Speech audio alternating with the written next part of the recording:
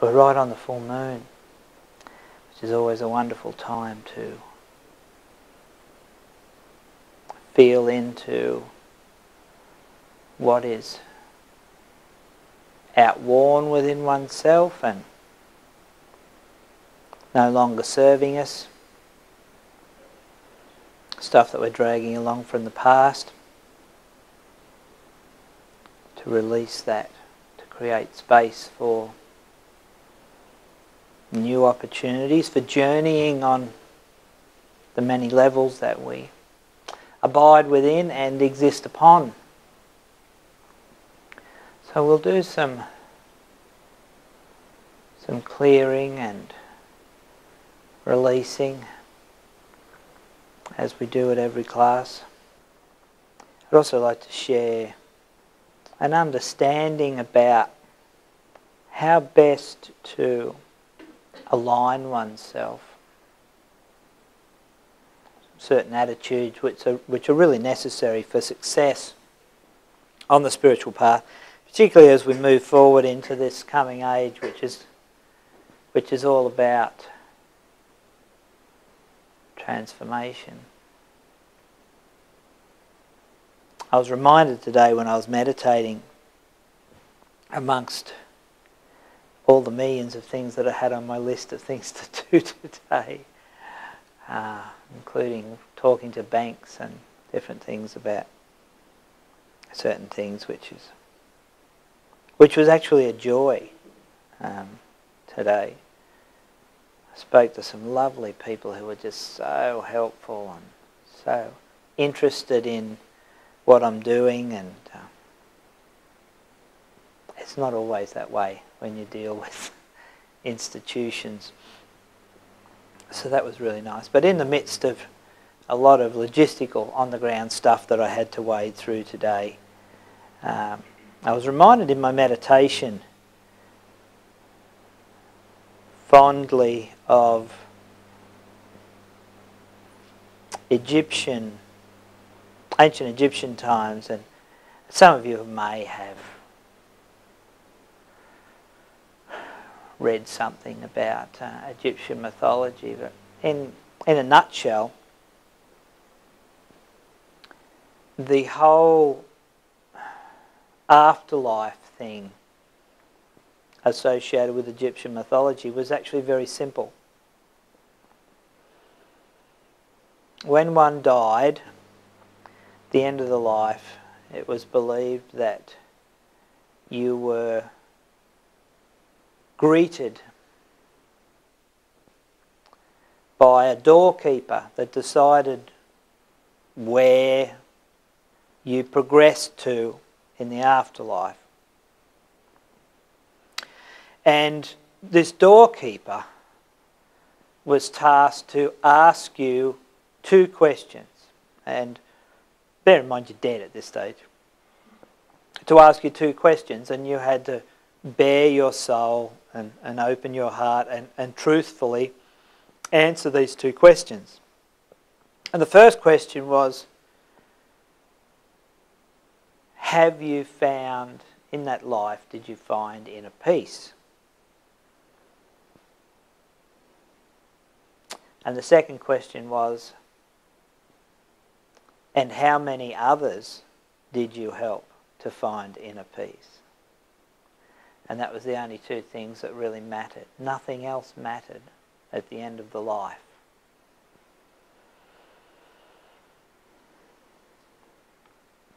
And it's a nice attitude to have. We're talking about what motivates you in your life. And that kind of simple motivation, to me, is just lovely. Did you live your life in such a way that you found inner peace?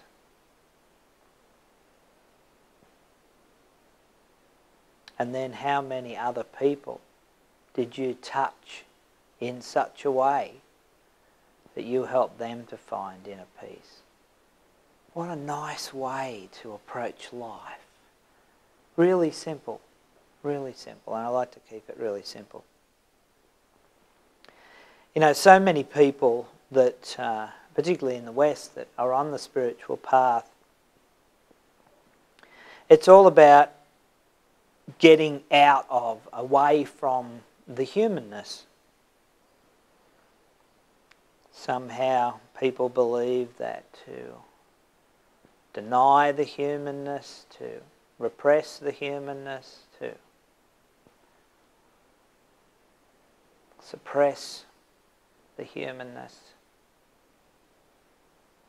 and to learn to externalise beyond the humanness,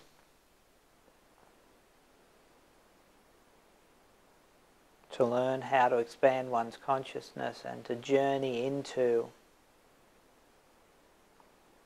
other realms, other possibilities.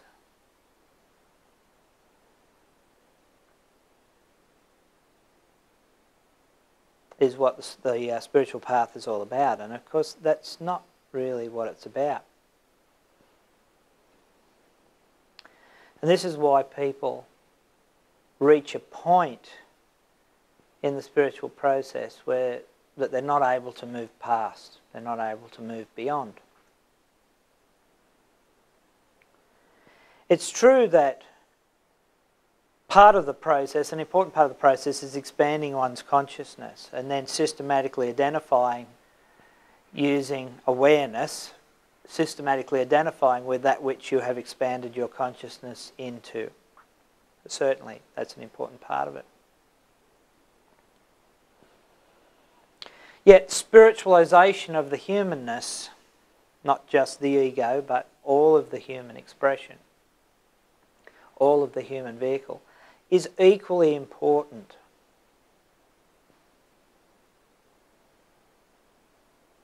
Because ultimately, to live a spiritual life means to bring that spiritual awareness here, and to be that, and to express that, to live that to the best of your ability in each and every moment, and to bring that spiritual awareness to each and every encounter. And that's how you touch people's hearts. In order to live that way, as a product of living that way, you actually start to experience that inner peace, the peace which passeth all understanding that many of the great sages have spoken of. And then to truly live a spiritual life, in expressing a spiritual life, a lot of people start to develop that inner peace, and then they're kind of a spiritual miser, so they don't really share that. They live their life in such a way that no one would even know that they engage in life differently to the average person. So in a sense, they're kind of a spiritual miser. So as far as Egyptian mythology is concerned, at the end of the life, they would be asked, did you find inner peace? Yes, I found inner peace. Did you share it with others? No, I didn't share it with anyone else. You know, I was a bit embarrassed, or, you know, it was too much like hard work, or whatever the reason was.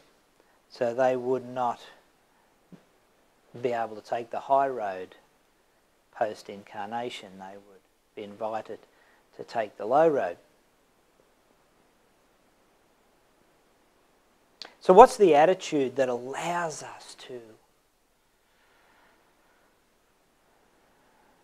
be able to truly bring that which we touch into on higher planes of consciousness here, to be able to bring that here, to be able to express that here, to be able to radiate that here, and to be able to touch others in a way that we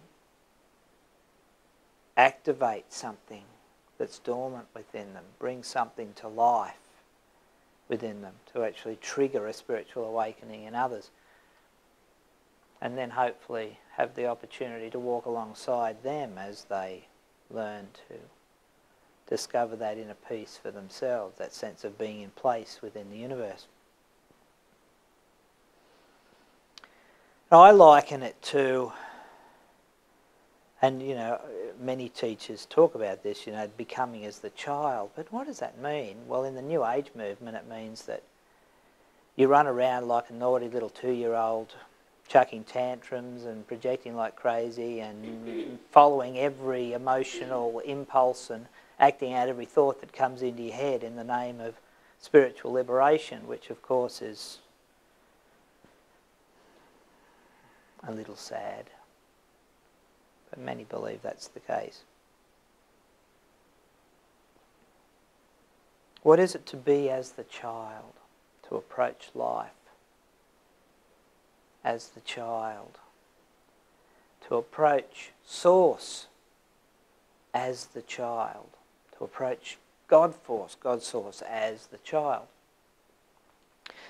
And, you know, I've been reminded of this a lot with having a new baby in the house. She's 9.5 months old now. But I remember when she, you know, the moment she was born, she instantly recognised me. She looked at me first and she smiled.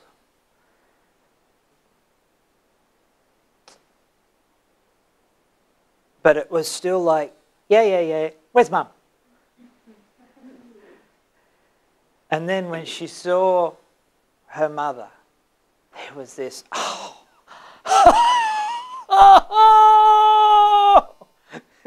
this newborn, there's this recognition and this wonder and this gratitude, and you could feel the gratitude from her.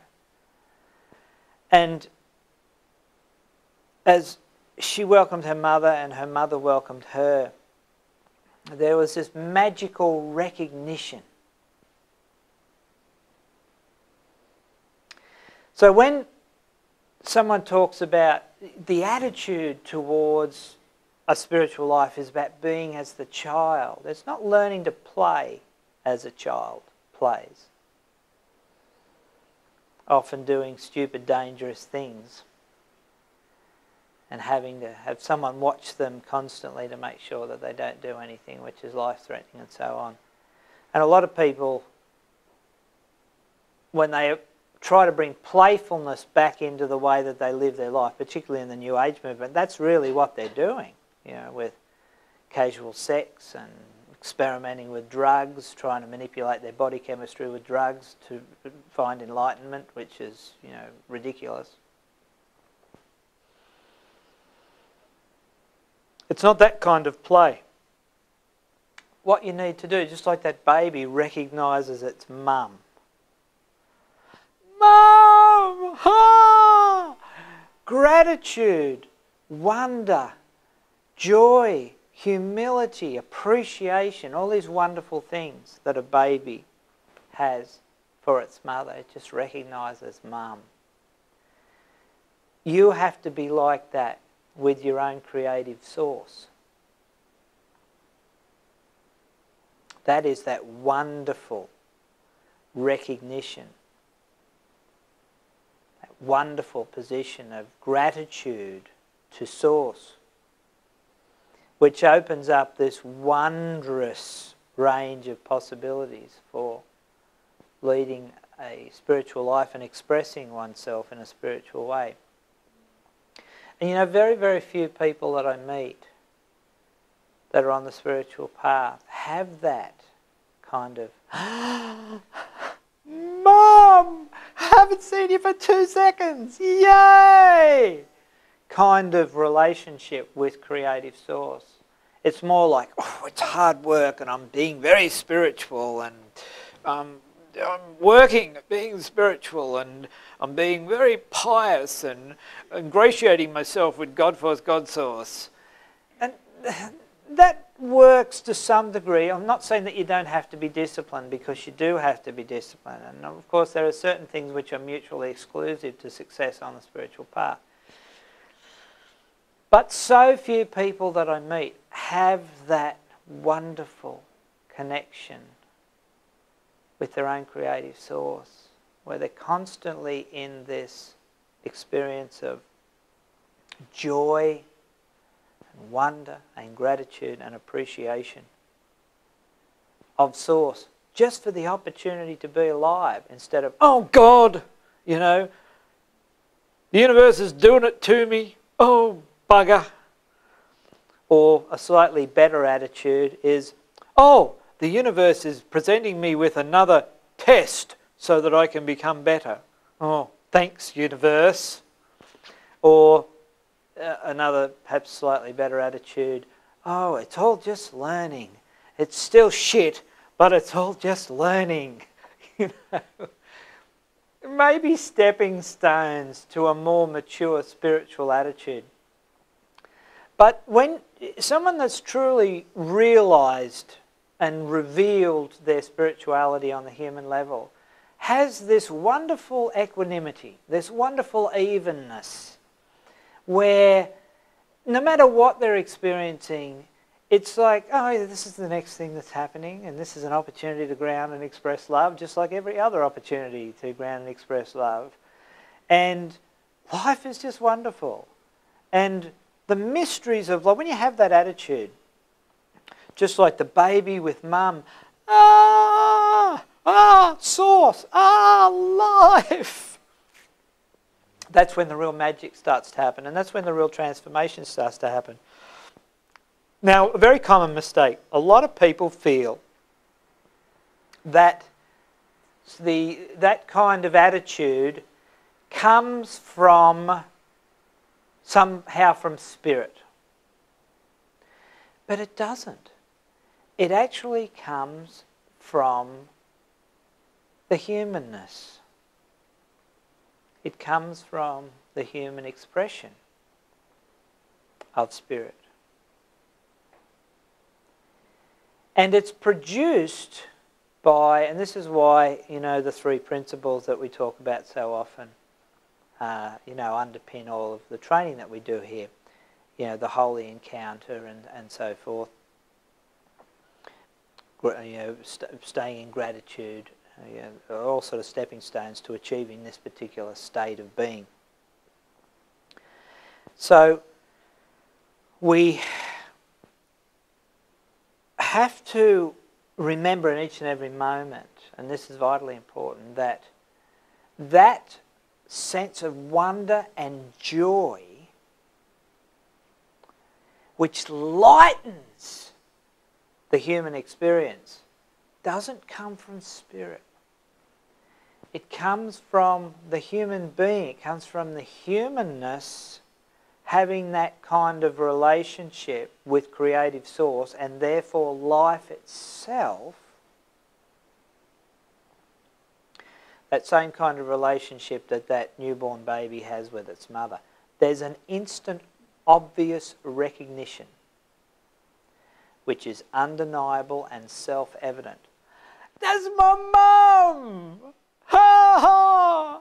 Hi mum! To have that kind of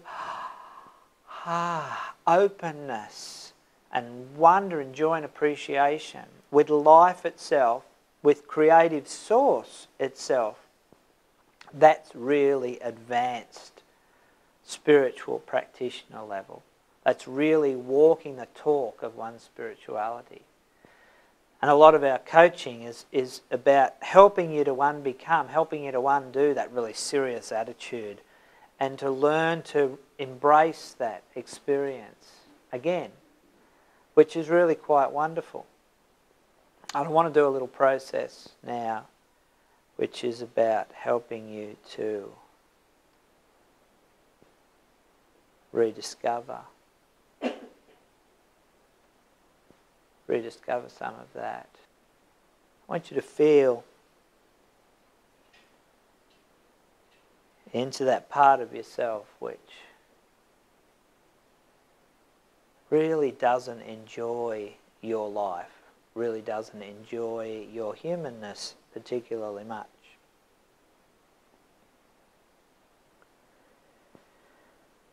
Part of yourself that is not illuminated, is not enlightened, and finds life pretty bloody hard going.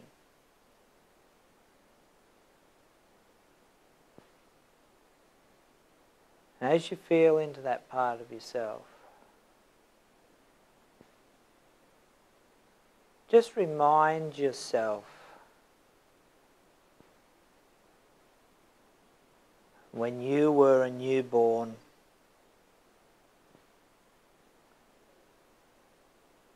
and you had that recognition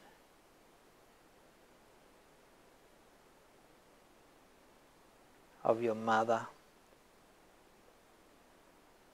I'm not saying Mum was perfect or enlightened or illuminated, but as a human child, newborn, you just have that instant recognition and you just know that that's Mum. It's beyond reason. It's beyond doubt. It's just self-evident. It's a self-evident truth. I want you to bring that kind of feeling and that kind of attitude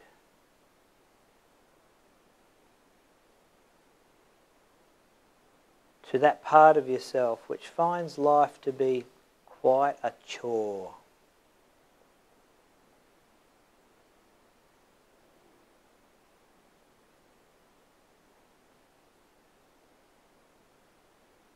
Feel within you a growing gratitude and appreciation for just being alive. It doesn't come from the spiritual self that originates from the human self. It's not about forgiving anything. It's not about accepting anything. It's just about acknowledging a part of yourself which so deeply acknowledges the privilege that being alive is.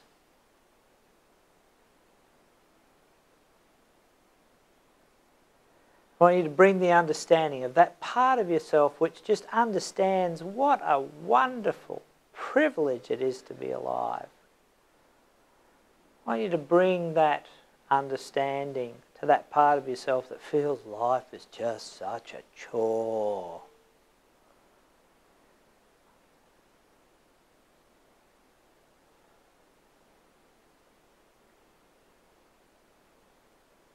As a human being, choose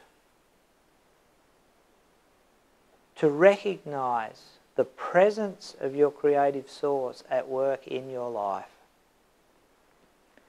To appreciate that presence, to acknowledge that presence, to be tremendously grateful to that presence working in your life in each and every moment for your highest good in each and every moment, while at the same time respecting your free will.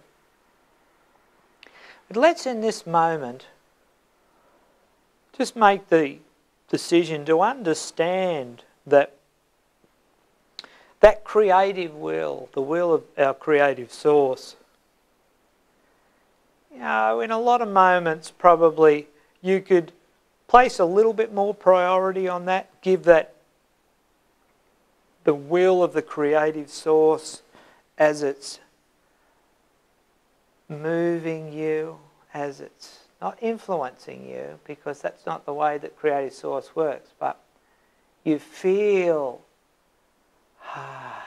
that creative will impressing upon you the way forward, how to make a decision which lays ahead of you, which is about love and wisdom and self-actualization and the highest good of all concerned and so on. Just make the decision that perhaps from now on I'm going to trust that more, because in trusting that, even when it doesn't always make sense in the modern world, you start to reopen to the experience of source presence in my life. Oh, how delightful. Partnering with and co-creating with Source in of and for love,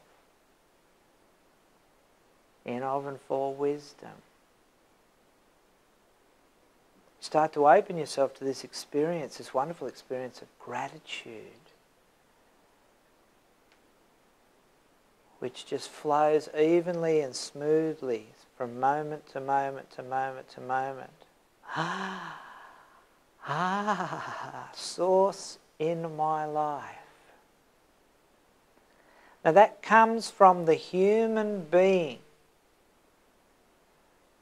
acknowledging Source and Source presence and Source working with you, partnering with you in each and every moment. Because Source is always partnering with you towards self-actualization of the human spirit. You may not be aware of that. When you choose to be aware of that and you choose to embrace that partnering in joy, in gratitude, something really magical happens. And you start to generate within you this inner peace. This inner peace is just there in each and every moment.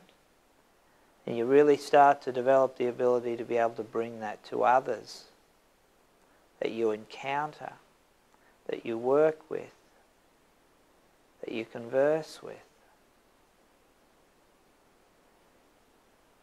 And let's remind ourselves that a really good way to guide yourself through your life is that which brings you to that place, that space of inner peace.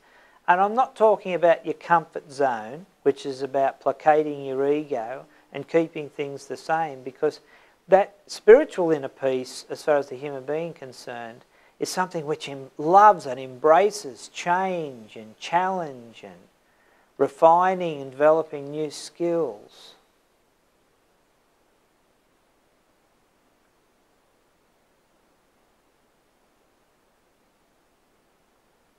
So it's really wise to lead your life, to make decisions in your life which lead you towards actualizing that spiritual inner peace in that way in your life, and then being able to bring that inner peace to other people that you encounter in your life. That's about as good as it gets. That's about as good as it gets.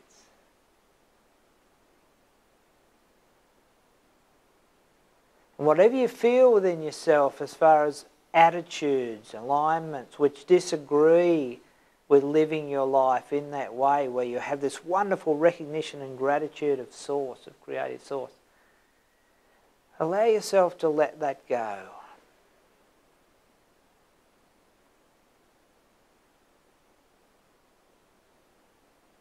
And embrace that feeling of gratitude, joy.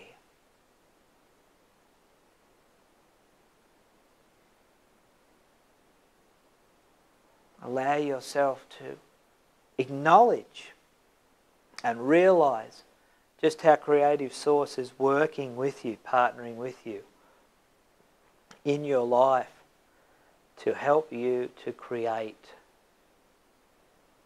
the most wonderful possibilities and opportunities for you to actualize as a human spirit in matter. Be really grateful for that opportunity.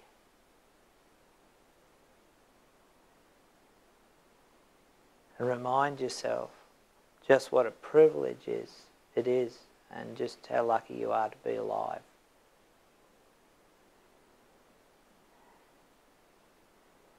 What a wonderful thing it is to be alive.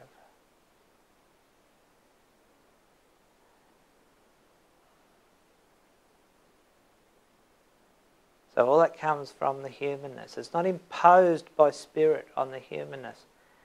The human expression chooses to have these attitudes, chooses to relate with life in this way. And that's what creates this wonderful synchronous union of spirit and its human expression, to create this dance. It starts off like a dance between spirit and the human, as it ends up like this symphony of consciousness. This wonderful experience of being fully present in each and every moment. In, of and for love, in, of and for wisdom.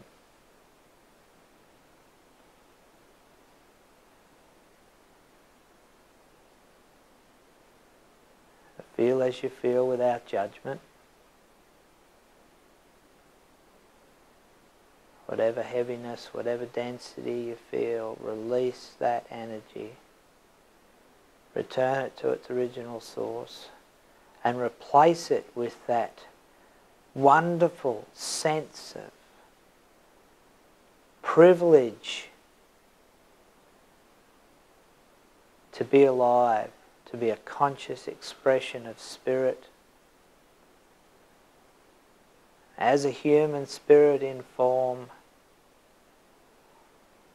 feel the joy that comes from willingly partnering with spirit in each and every moment. This wonderful partnership that has so much joy and so much gratitude, so much contentment and so much inner peace.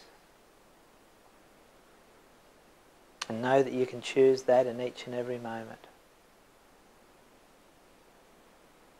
Make a commitment in your life to work towards the actualization of this state, of this space.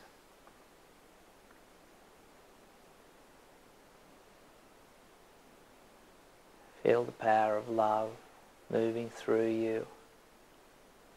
Feel the violet flame transmuting a density within you which prevents you from experiencing that unceasing joy and gratitude. Release that energy and replace it with joy, gratitude and inner peace. I release this density, this heaviness, this love, and I replace it with joy and gratitude and inner peace. I allow that love to work its magic. I feel the power of love and I feel the power of the violet flame as it transforms, as it transmutes in each and every moment.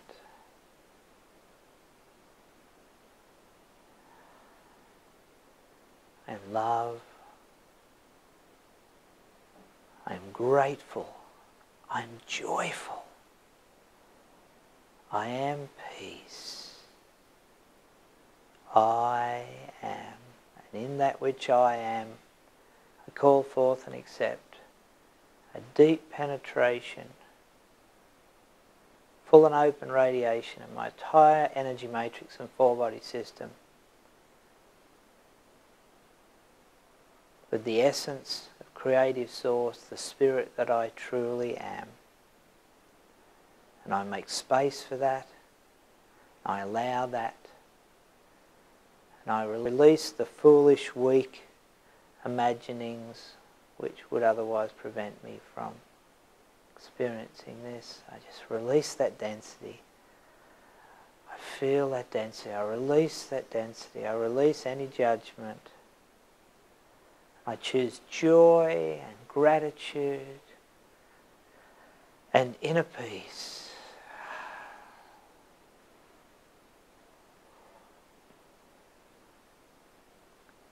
Release, release.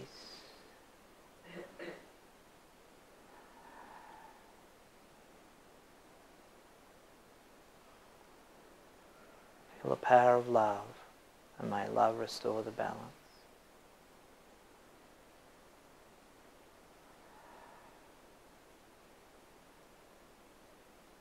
We'll work with this process of the human expression, acknowledging and appreciating and being grateful for the presence of Source revealed in your life over the next few days.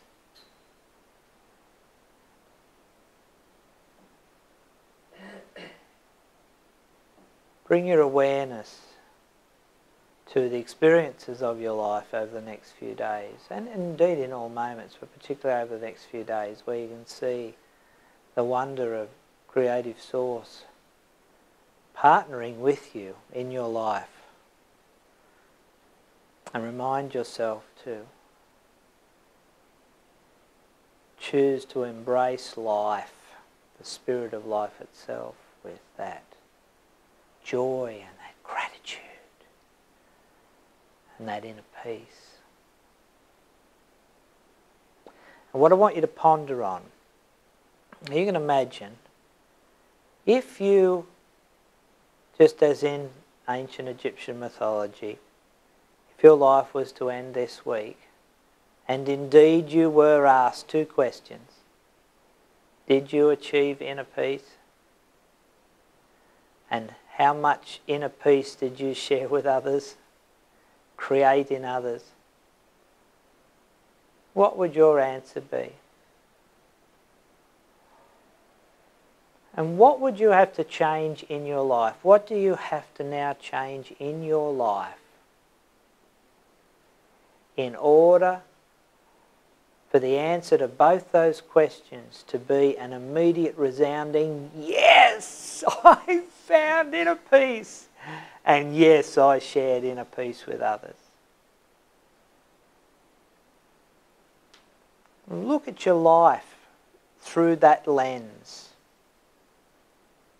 and just see what life shows you about what changes you need to do in your life, which are going to allow you to embrace life with that gratitude, that wonder, and that inner peace that you share with others.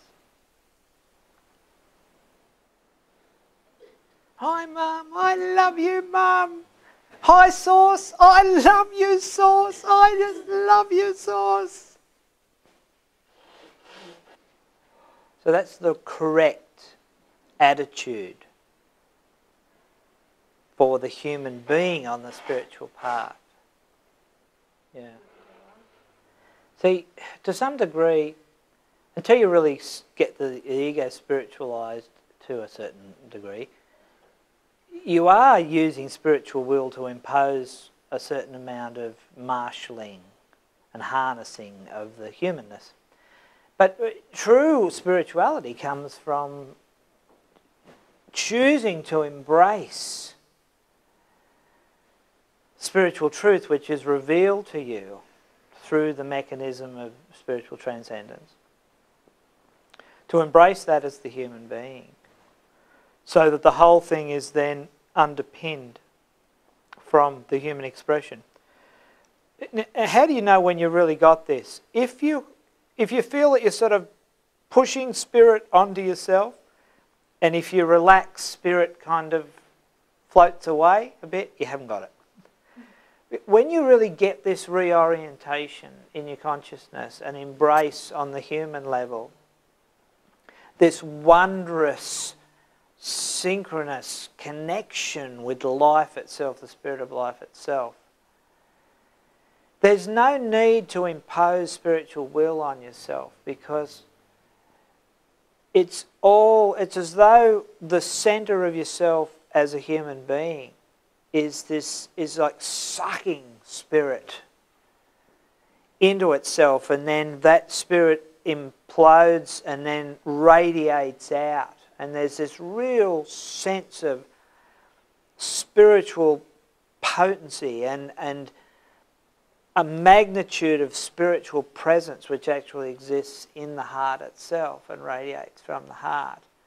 But there's no requirement for will to impose upon the human, because the human only seeks to act out in a way that is from that place of inner peace within, and the human really comes to this understanding through this revelation which occurs internally, that the wisest thing, the smartest thing, and the most fun thing that it can possibly do is act out only in a way which brings that same inner peace to others. Now, when you really reach that point, that you've really self-actualized as a spiritual being, and until you've reached that point, you're actually in the process to some degree of that. And when you actually reach that point where some people talk about it as taming the human self. I don't really see it like that. I don't really see it like it's tamed at all. If anything, it's more empowered. But that's actually when the whole cosmic journey starts, as far as this is concerned. This whole spiritual actualization process is concerned. So it's good to kind of remind ourselves of the importance that exists within the humanness embracing this. To some degree in the early stages there's a certain amount of imposing spiritual will, as I say, onto the humanness, but ultimately you have to get to the point where the humanness, in particular the ego, is spiritualized, enlivened, let's say, to the point where it actually becomes a point which anchors and radiates spirit, rather than having spirit subjected onto it so that it toes the line and does the right thing. And this process really helps you to get to that point of being the concentrated point of living lights, living spiritual light as a human being. So it's an important process to do from time to time. And, to remind yourself that ultimately that's what you're working towards, to being that in each and every moment.